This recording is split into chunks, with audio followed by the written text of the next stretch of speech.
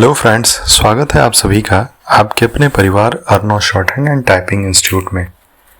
आज का डिक्टेशन हिंदुस्तान संपादकीय 26 अगस्त 2026 का, जो कि 80 शब्द प्रति मिनट से होगा। स्टार्ट।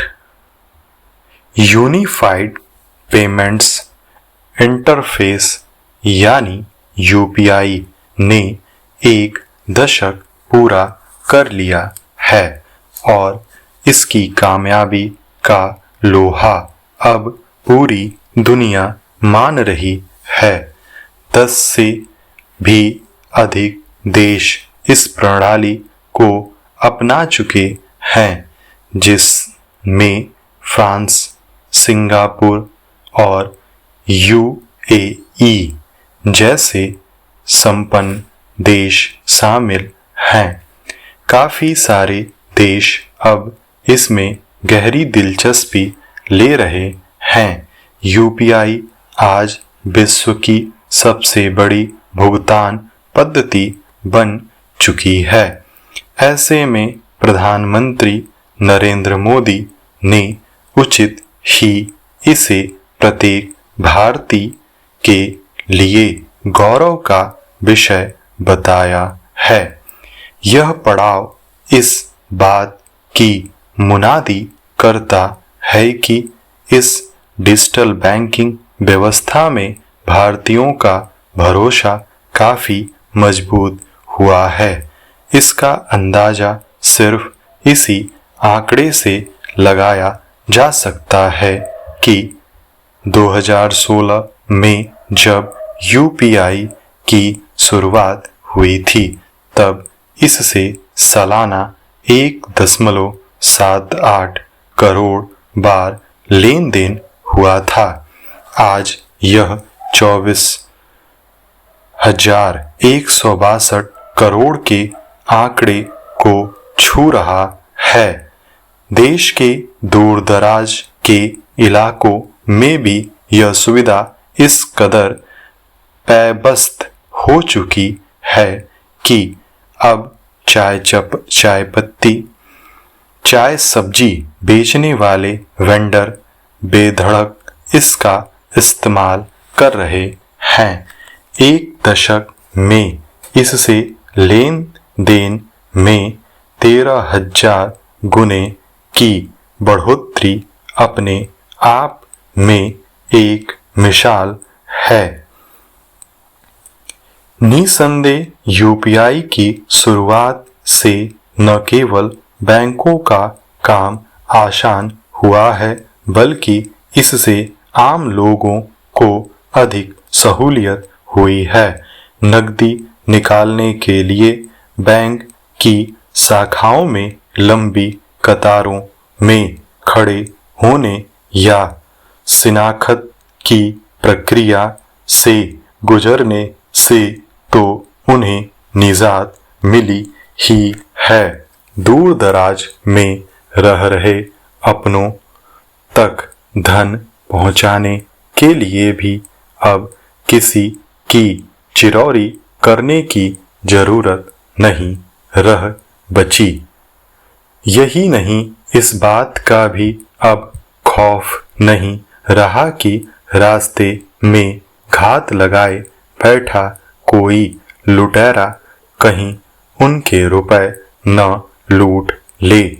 यूपीआई ने काफी हद तक भ्रष्टाचार पर असर डाला है। कुछ ही माह पहले एक सर्वेक्षण से छोटे कारोबारियों में इसकी लोकप्रियता का खुलासा हुआ था। इसके मुताबिक लगभग 94% छोटे दुकानदारों ने यूपीआई को अपना लिया है। इस सुविधा से खुश कारोबारियों का प्रतिशत भी 72 पाया गया था।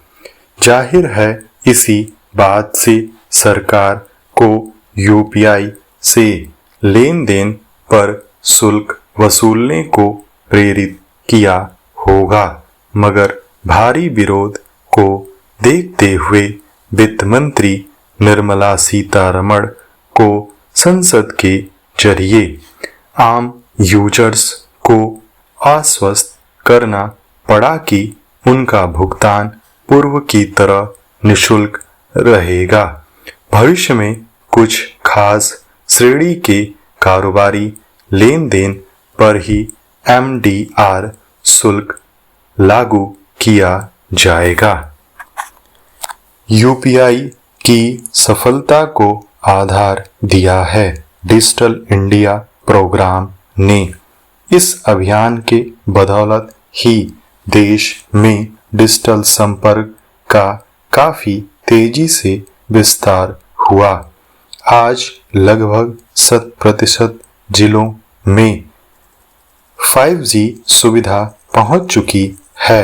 नवंबर 2025 तक ही ब्रॉडबैंड सब्सक्रिप्शन 100 करोड़ तक पहुंच गया था, जबकि एक दशक पहले यह सिर्फ 13.15 करोड़ हुआ करता था।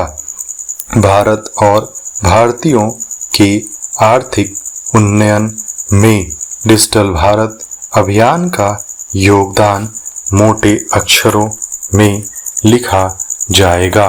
हालांकि कुछ कोने अभी भी ऐसे हैं जहां इसे लेकर कुछ आशंकाएं हैं और उस पहलुओं पर नीति नियंताओं को ध्यान देना होगा। कई बार बैंक के सर्वर डाउन होने या अधिक ट्रैफिक होने से भुगतान के बीच में ही रुकावटें आ जाती हैं या भूलवश किसी अन्य नंबर पर पैसे चले गए तो उनकी वापसी बहुत मुश्किल हो जाती है। इन कमियों को दूर करने की दरकार है ताकि एक दशक बाद जब भारत UPI के 20 साल का जश्न मनाए तब ऐसी कोई आशंका जिक्र के लायक न बचे। स्टॉप।